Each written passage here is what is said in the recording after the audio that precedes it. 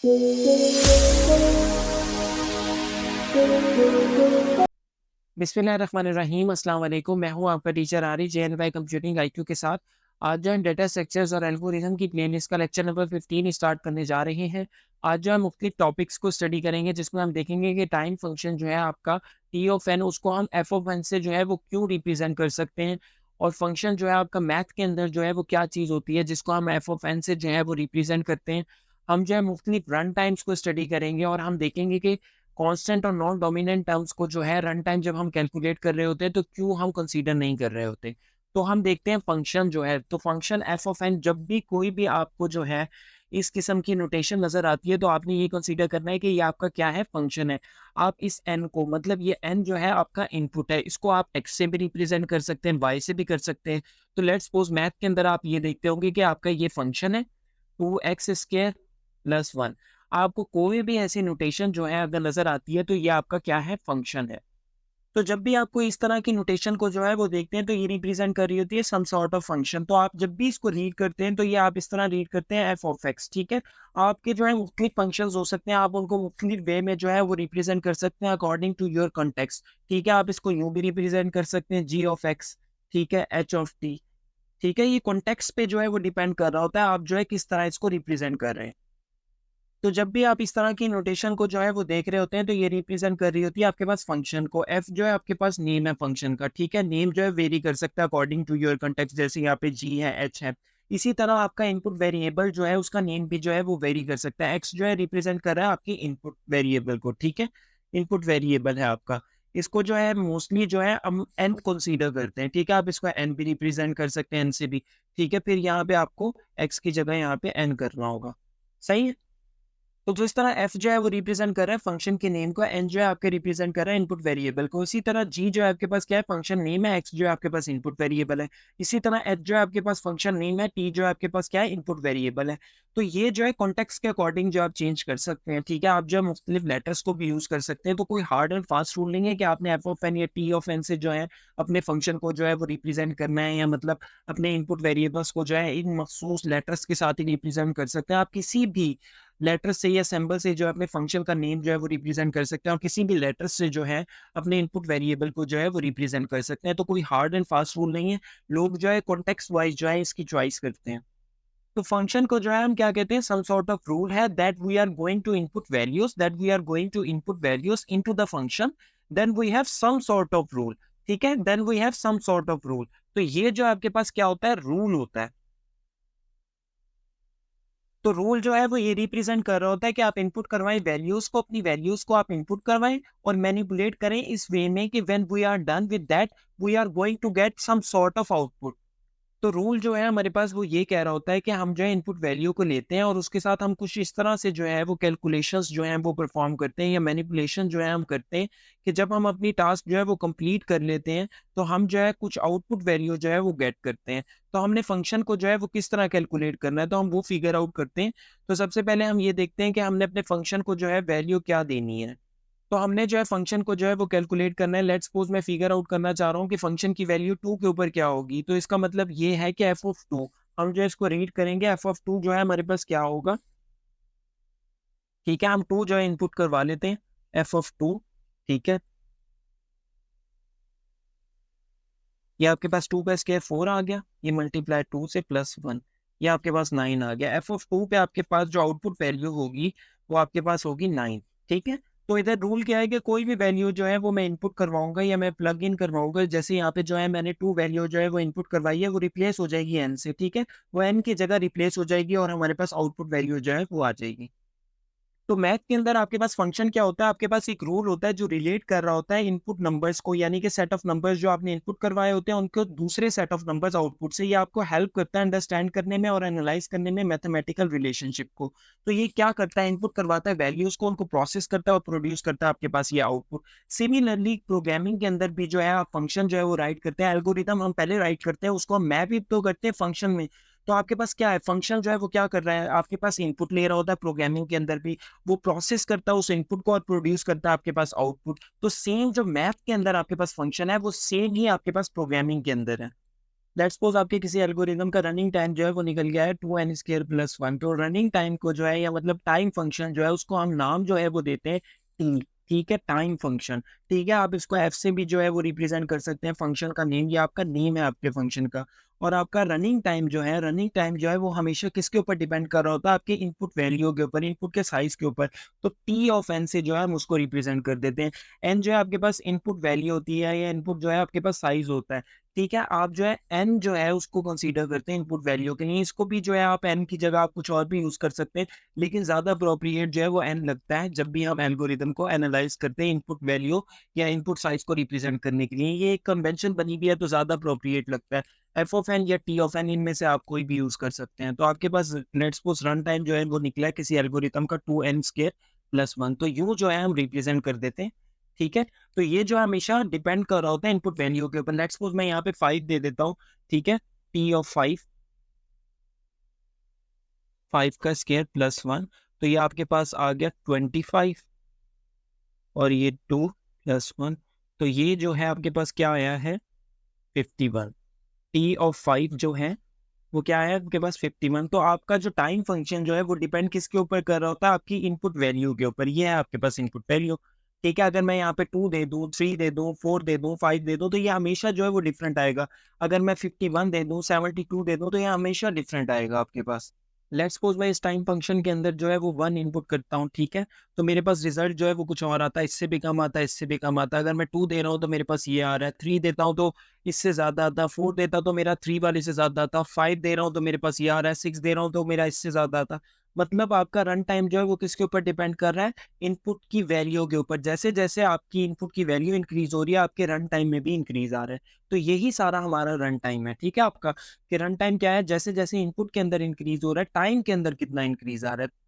तो अब जो है हम देखते हैं कॉमन रन टाइम्स। तो जब भी हम किसी एल्गोरिदम का रन टाइम जो है वो कैलकुलेट करते हैं, तो मोस्टली हम देखते हैं कि वो एक पर्टिकुलर ऑर्डर में ही आपको फ्रीक्वेंटली मिलता है। फॉर एग्जांपल कि आपके पास कांस्टेंट होगा, लॉगरिथमिक होगा, लीनियर रिथमिक होगा, क्वाड्रेटिक होगा, क्यूबिक होगा, एक्सपोनेंशियल होगा, या फैक्टोरियल होगा। तो ये सारे जो है कॉमन रन टाइम्स होते हैं, इनको हम देखते हैं।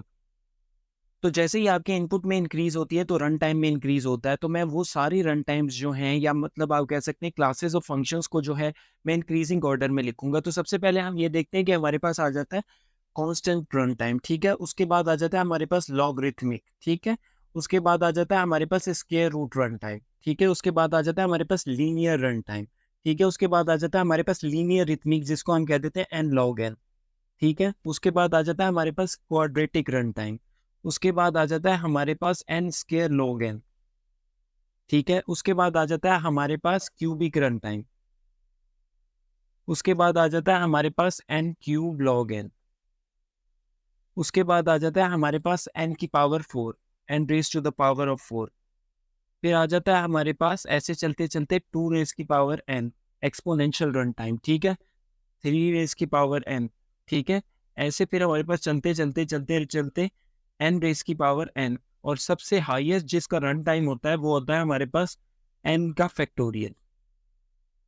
तो आपके पास दुनिया का कोई भी एल्गोरिथम आएगा, जब भी आप उसकी फाइनल कॉस्ट निकालेंगे तो फाइनल कॉस्ट आपकी हमेशा इनमें से एक या मल्टीपल होगी। फाइनल जो रन टाइम होगा आपके एल्गोरिथम का, इनमें से या तो कोई एक या इनका मल्टीपल होगा। ठीक है, तो सबसे पहले हम आते हैं constant run time. Constant run time जो होता है उसका मतलब ये होता है run time of an algorithm stays the same regardless of the input size. Regardless of the input size the run time of an algorithm remains the same. Constant के बाद आता है हमारे पास logarithmic run time. Logarithmic run time जो है वो grow करता है स्लोली। ठीक है, लाइक स्नेल। जैसे आपके पास एक एनिमल नहीं होता जो आहिस्ता आहिस्ता जो है वो चल रहा होता है, स्नेल। ठीक है, तो लॉगरिथमिक रन टाइम जो है वो ग्रो करता है slowly even with exponential growth. Exponential growth के साथ भी जो है ये स्लोली जो है वो ग्रो करता है।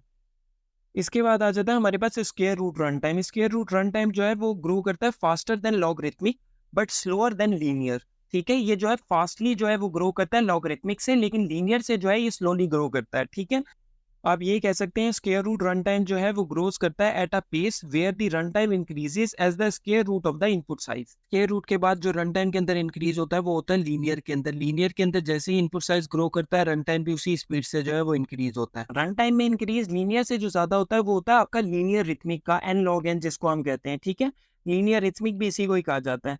ठीक है, इसका मतलब ये है कि टाइम ग्रो कर रहा है in a combination of linear and logarithmic base. Time जो है आपका ग्रो कर रहा है कॉम्बिनेशन से, आपका लीनियर और लॉगरिथमिक, इन दोनों की कॉम्बिनेशन से जो है रन टाइम आपका जो है वो ग्रो कर रहा है। ये आ गया आपका लीनियर और ये जो है आपका क्या आ गया, लॉग एन, लॉगरिथमिक। तो एन लॉग एन से जो बड़ा होता है, जिसके अंदर इंक्रीज ज्यादा आता है रन टाइम में, जब भी आप इनपुट के अंदर इंक्रीज करते हैं, वो होता है आपके पास quadratic run time, n square. ठीक है, एन स्केयर रन टाइम जो है उसका मतलब ये है रन टाइम ग्रो कर रहा है quadratically where it increases as the square of the input size. Square of the input size जो है ये इंक्रीज कर रहा होता है। एन स्केयर लॉग एन जो है ये आपका कॉम्बिनेशन है quadratic and logarithmic run time. Quadratic and logarithmic run time, इन दोनों का जो है ये कॉम्बिनेशन होता है। ये क्वाड्रेटिक आ गया और ये लॉगरिथमिक आ गया। ठीक है, where the runtime increases as the square of the input size multiplied by the logarithmic of the input size। N square log n से ज्यादा जो इंक्रीज रन टाइम के अंदर आता है, जब भी आप इनपुट के अंदर इंक्रीज करते हैं, वो होता है आपके पास n cube run time. N cube run time का मतलब ये है कि रन टाइम जो है वो क्यूबिकली जो है वो ग्रो कर रहा है इनपुट साइज से। एन क्यूब से ज्यादा जो रन टाइम के अंदर इंक्रीज आता है वो आपके पास आता है n cube log n. N cube log n जो है आपके पास क्या है, कॉम्बिनेशन है आपका क्यूबिक, क्यूबिक का और क्या है आपके पास लॉगरिथमिक ग्रोथ का। लॉगरिथमिक ग्रोथ का जो है कॉम्बिनेशन है इन दोनों का, लॉग एन और एन क्यूब का। इसके बाद आ जाता है हमारे पास n raise to the power 4। N raise to the power 4 means run time grows as the fourth power of the input size. ऐसे चलते जाएं हमारे पास आ जाएगा एन पावर 4 लॉग एन। ठीक है, फिर आ जाएगा हमारे पास एन टू द पावर 5, फिर आ जाएगा हमारे पास एन टू द पावर 6, और यूं चलते जाए हमारे पास आ जाएगा 2 raise to the power n. तो इसका मतलब ये है आपके पास रन टाइम जो है वो ग्रो कर रहा है exponentially with the input size. Exponentially जो है आपका रन टाइम जो है वो ग्रो कर रहा है इनपुट साइज से। इसके बाद आ जाता है हमारे पास 3 to the power n, means run time जो है वो एक्सपोनेंशियली जो है वो ग्रो कर रहा है इनपुट साइज के साथ, just like 2 to the power n. 2 to the power n की तरह जो है वो इंक्रीज कर रहा है। It is another example of exponential growth. ऐसे हमारे पास आ जाएगा 4 to the power n, 5 to the power n, 6 to the power n, और यूं चलते जाए हमारे पास आ जाएगा n raise to the power n. N raise to the power N का मतलब ये है कि रन टाइम जो है वो ग्रो कर रहा है at an incredible rapid rate. इससे जो बड़ा हमारे पास होता है वो होता है हमारे पास एन फैक्टोरियल, और ये जो होता है हमारे पास लार्जेस्ट जो होता है रन टाइम होता है। जब भी हमारे इनपुट के अंदर इंक्रीज होता है तो सबसे ज्यादा इंक्रीज जो है इसके अंदर होता है। ठीक है, तो आप ये कह सकते हैं n factorial run time means the time it takes to calculate the factorial of a number and it grows rapidly with the larger inputs. तो आपके सामने जब भी कोई एल्गोरिदम आएगा तो उसकी जो फाइनल कॉस्ट होगी, इनमें से कोई एक या इनका जो है वो मल्टीपल होगी। ठीक है, अब आप मेरे से ये पूछने लग जाए कि लॉग एन जो है वो कौन से एल्गोरिदम की कॉस्ट है, और मैं आपको बता दूं कि वो बाइनरी सर्च की है। एन लॉग एन के बारे में आप पूछे तो वो किसकी कॉस्ट है, तो मैं आपको बता दूं ये जो है मर्ज सॉर्ट का जो है, मर्ज सॉर्ट एल्गोरिदम जो आप राइट करते हैं उसका जो है रन टाइम है। तो इससे आपको कंफ्यूजन हो जाएगी, तो मैं जो है नेक्स्ट लेक्चर के अंदर जो है डिफरेंट एग्जांपल्स को सॉल्व करूंगा। ठीक है, वो जो होंगी आपकी बेसिक डाटा स्ट्रक्चर, जो मैंने बताया इस कोर्स का प्री रिक्विजिट है कि आपको बेसिक आर्ट ऑफ प्रोग्रामिंग आनी चाहिए। ठीक है, आपको बेसिक डाटा स्ट्रक्चर मतलब प्रिमिटिव डाटा स्ट्रक्चर्स जो आपके प्रोवाइडेड बाय लैंग्वेज होते हैं उनके बारे में पता हो।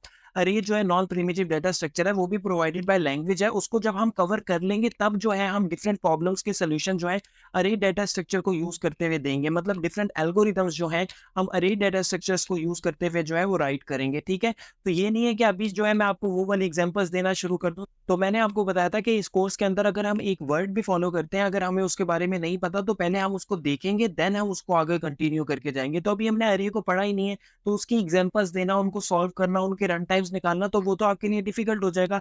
जब हम अरे पढ़ लेंगे फिर हम डिफरेंट एल्गोरिदम्स को देखेंगे और उनके रन टाइम्स जो है उसके अकॉर्डिंग जो है हम निकालेंगे। मेथड सेम ही होगा। तो नेक्स्ट वाले लेक्चर में जब मैं आपको प्रिमिटिव डेटा स्ट्रक्चर्स या बेसिक डेटा स्ट्रक्चर्स या बेसिक लूप्स को देखते हुए आपकी प्रॉब्लम का सलूशन जो है वो प्रोवाइड करूंगा। वो जो होंगी सिंपल प्रॉब्लम्स होंगी, वो आपके कोई सॉर्टिंग एल्गोरिदम्स नहीं होंगे, सर्चिंग एल्गोरिदम्स नहीं होंगे जो आपके कॉम्प्लेक्स डेटा स्ट्रक्चर्स पे बेस्ड है। वो आपकी सिंपल प्रॉब्लम्स होंगी जिनके रन टाइम्स जो है वो यही इन्हीं में से ही निकलेंगे। तो जब आप इनको देख लेंगे और नॉन प्रिमिटिव डेटा स्ट्रक्चर जब आप स्टडी कर लेंगे तो आपको अच्छी अंडरस्टैंडिंग हो जाएगी। अगर आपके सामने नॉन प्रिमिटिव डेटा स्ट्रक्चर्स को यूज करते हुए कोई प्रॉब्लम का सलूशन जो है एल्गोरिदम ने प्रोवाइड किया हुआ है, तो आप जो है उसका भी रन टाइम जो है इजीली प्रोवाइड कर सकते हैं। ठीक है, तो जब आपके सामने ये वाला रन टाइम जो है वो गुजर जाएगा तो नेक्स्ट आपके सामने कोई कॉम्प्लेक्स डेटा स्ट्रक्चर को यूज करते हुए भी प्रॉब्लम का सलूशन या एल्गोरिदम जो है वो प्रोवाइड किया हुआ है, तो आप उसका भी जो है रनिंग टाइम जो है वो निकाल सकेंगे। ठीक है, तो ये जो होगा नेक्स्ट आने वाले लेक्चर्स के अंदर, क्योंकि अभी हमने जो है अरे डेटा स्ट्रक्चर्स या मुख्तलिफ डेटा स्ट्रक्चर्स जो है नॉन प्रिमिटिव वो नहीं पढ़े, तो हम जो है बेसिक जो है आपके प्रिमिटिव डेटा स्ट्रक्चर्स और लूप्स को देखते हुए जो रनिंग टाइम निकालेंगे वो ये वाले होंगे।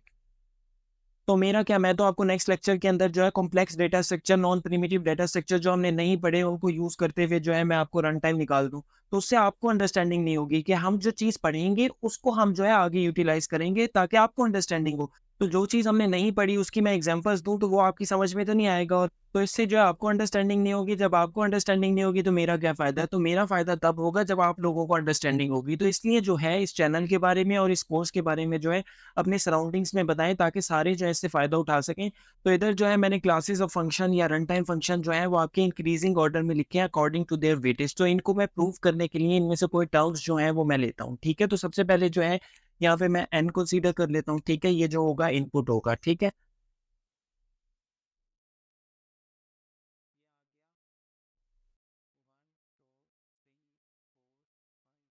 ठीक है, यहाँ पे जो है मैंने कांस्टेंट कंसीडर कर लिया 1 या c आप कह सकते हैं, ठीक है? यहाँ मैंने ले लिया log n, इधर मैंने ले लिया लीनियर, इधर मैंने ले लिया n log n, इधर मैंने ले लिया n स्क्वायर क्वाड्रेटिक, इधर मैंने ले लिया n स्क्वायर log n, इधर मैंने ले लिया n क्यूब,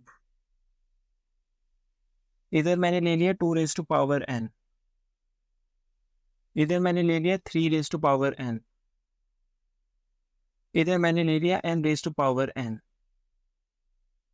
तो ये जो है मैंने कुछ टर्म्स ले लिए हैं आपको प्रूव करने के लिए कि जैसे-जैसे इनपुट के अंदर इंक्रीज़ हो रहा है तो इन टाइम के अंदर किस तरह इंक्रीज़ हो रहा है, ठीक है? ये जो है सारे इंक्रीजिंग ऑर्डर के अंदर मैंने ले लिए। ये जो है कांस्टेंट है, कांस्टेंट से बड़ा जो है आपके पास लॉगरिथमिक है, उससे बड़ा जो है लीनियर है, फिर उससे बड़ा मतलब इनमें से जो कुछ टर्म्स हैं वो मैंने स्किप भी कर दिए हैं और मैंने कुछ ले लिए हैं, ठीक है? आपको प्रूव करने के लिए। तो ये जो है 1, 2, 3, 4, 5 तो ये लेट्स सपोज़ जो है ये हम सेल्स बना लेते हैं ताकि आपको अंडरस्टैंडिंग हो जाए।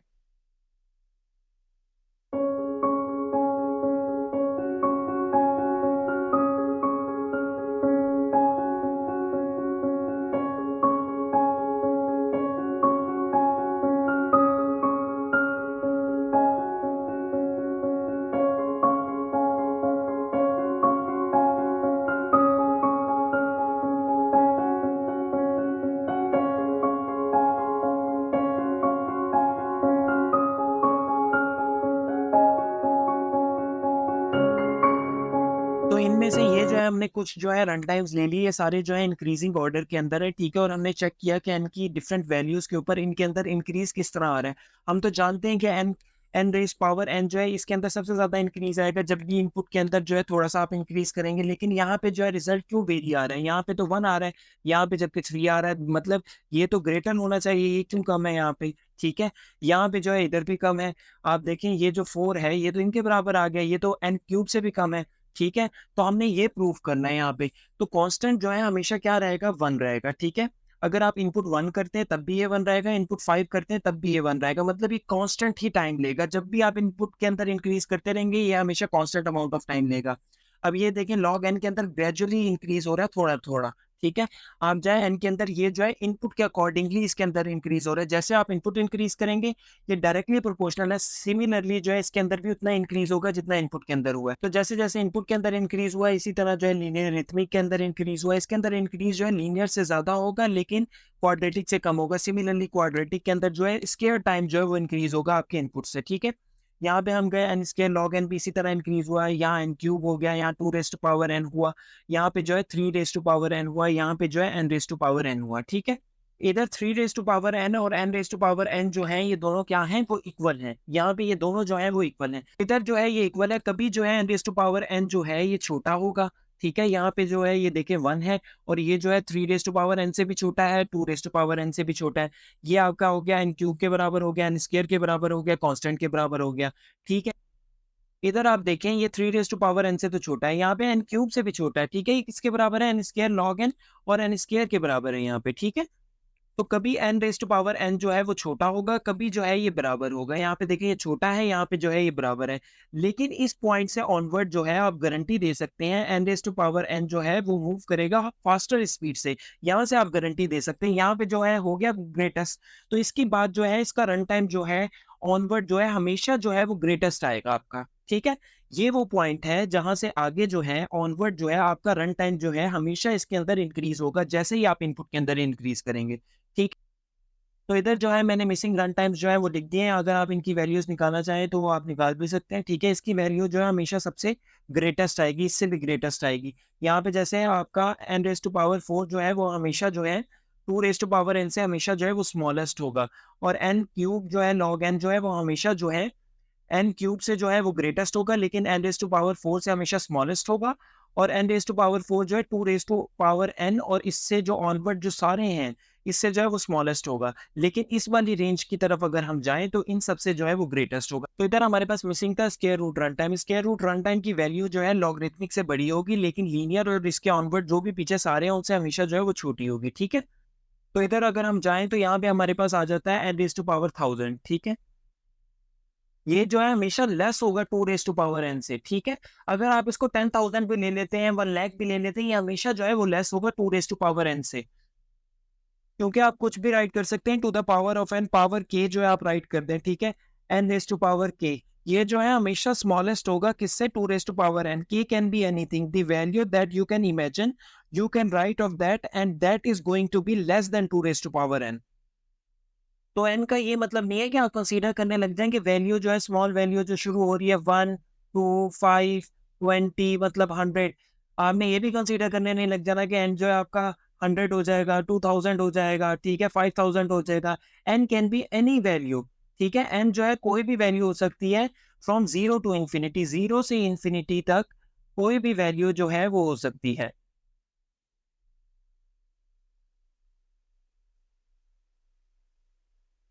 तो जब हमने देखा था कि हमने प्रिमिटिव ऑपरेशंस को किस तरह कैलकुलेट करना है, उसमें हमने ये देखा था काउंटिंग ऑपरेशंस, जिसको हम फ्रीक्वेंसी काउंट भी कह सकते हैं, और दूसरा था हमारे पास बेंचमार्किंग। बेंचमार्किंग में हम क्या कह रहे थे, हमारे पास इनफिनाइट नंबर्स होते हैं इन केस ऑफ एल्गोरिथम, तो हम n को जो है एज ए बेंचमार्क कंसीडर कर लेते हैं, ठीक है? तो हमारे जो एल्गोरिथम की एनालिसिस होगी वो n नंबर ऑफ इनपुट्स के लिए होगी। n जो है आपका 0 से लेके इंफिनिटी तक कुछ भी हो सकता है। तो बेंचमार्किंग यही तो था आपका।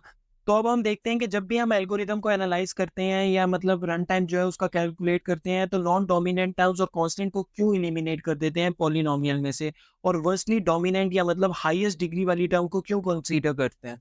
तो सबसे पहले हम आते हैं आउटर लूप के ऊपर। आउटर लूप के अंदर यहाँ जो है हम असाइनमेंट कर रहे हैं। असाइनमेंट जो है 1 यूनिट ऑफ टाइम ले रही है। I is less than equal to n. Let's suppose n जो है वो है हमारा 5, तो ये जो है 1 से लेके 5 तक जो है कंडीशन जो है वो ट्रू होगी और लूप जो है वो चलेगा। लेकिन ये स्टेटमेंट जो है आपकी 6 टाइम्स जो है वो चलेगी। फॉल्स होने पे भी जो है चलेगी तो सही, लेकिन लूप को एग्जीक्यूट नहीं करेगी, ठीक है? लूप जो है वो हमारा एग्जीक्यूट नहीं होगा, लेकिन जो है कंडीशन फॉल्स लाज़मी होगी, ठीक है? तभी तो लूप जो है वो हमारा एग्ज़िट करेगा। तो ये जो स्टेटमेंट है, अगर ये लूप जो है वो 5 टाइम्स चल रहा है, तो ये स्टेटमेंट जो है वो चलेगी 6 टाइम्स। तो n+1 हमने लिख दिया।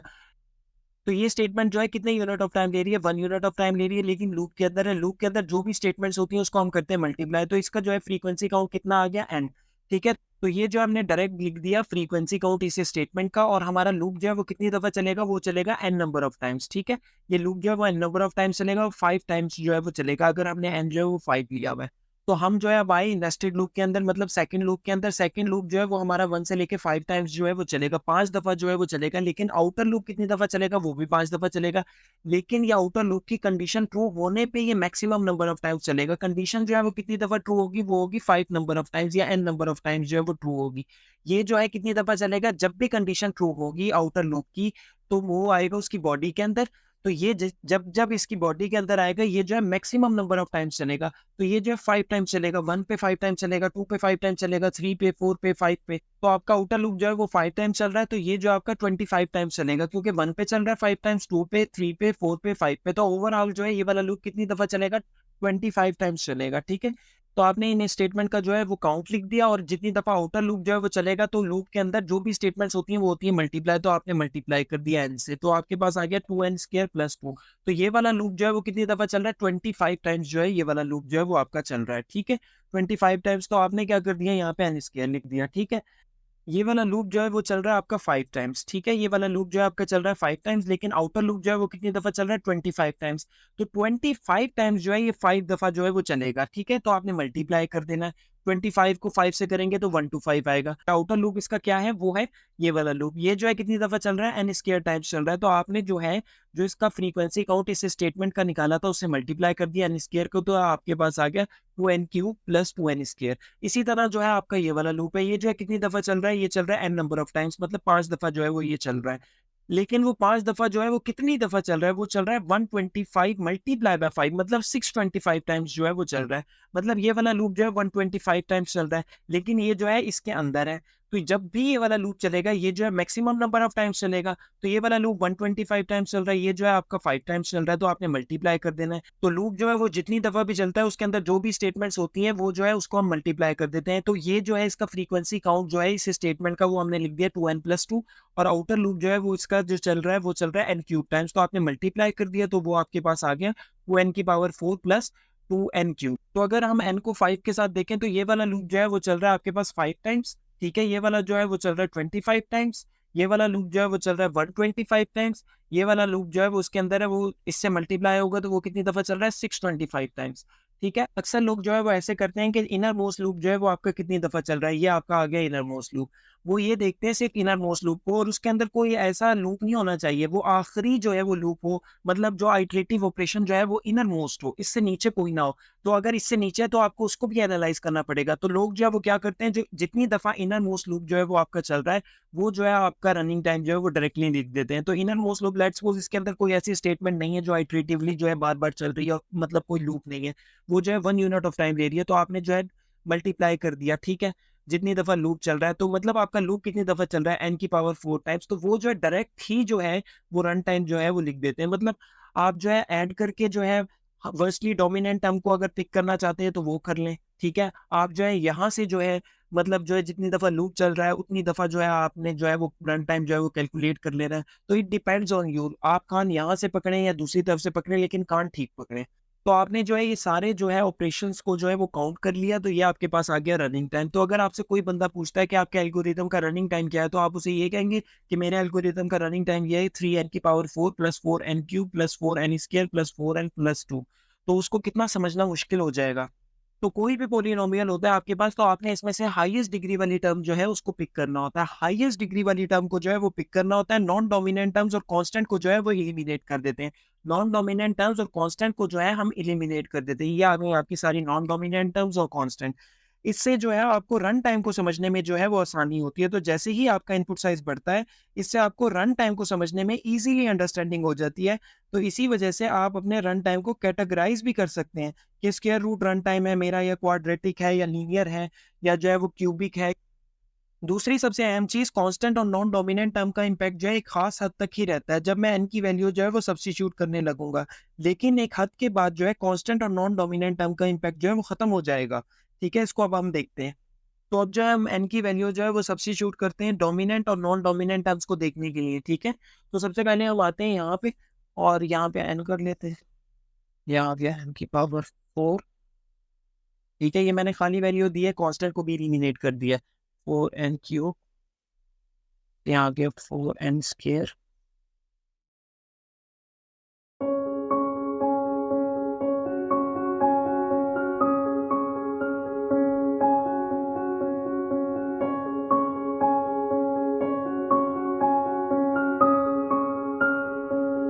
तो लास्ट जो हमारे पास वैल्यू जो आई है वो इक्वल आई है, जब हमारे पास एन जो है वो 4 था, ठीक है। इनपुट साइज जो है आपके पास वो 4 था, ठीक है।